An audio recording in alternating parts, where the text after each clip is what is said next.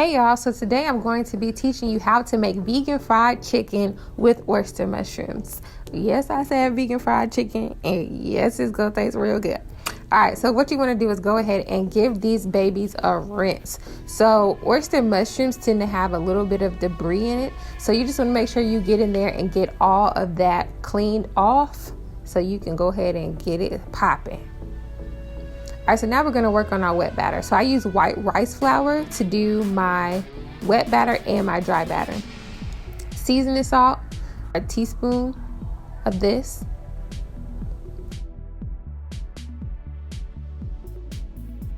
Tablespoon of garlic powder. Next we have onion powder. I'm probably going to do the same amount of that. I really just eyeball it, and you can do the same.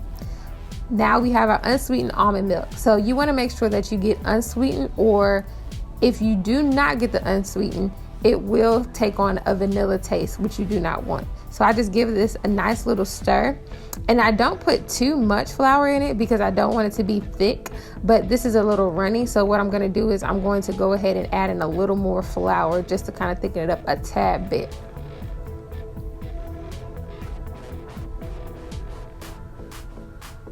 All right, so now we're gonna move on to our dry batter. So I'm taking about maybe 1/4 cup or to maybe like 1/2 cup of white rice flour. I'm gonna take my garlic powder, and this I go heavy on my dry batter. So that's about 1.5 tablespoons. The onion powder, I do about 1 tablespoon. My Old Bay seasoning, I go heavy on it. So this is where you get that nice rich flavor in your batter. I mix it all up, and now it's time to dip, baby, dip. Hey, dip, baby, dip. So I don't double coat my oyster mushrooms. What I do is I just give it one nice clean coat, and I get these babies ready to go in the oil.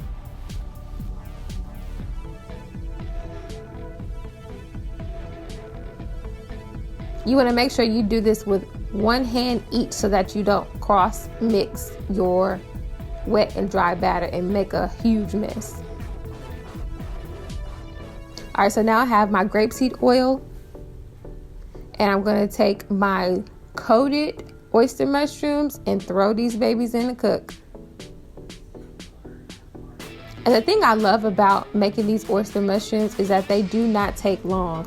So you maybe can do 3 to 5 minutes, or until they get a nice light brown. I don't like to make them until they're super dark and crispy, because what I'm going to show you, my super trick in a couple minutes to get these babies how you want them.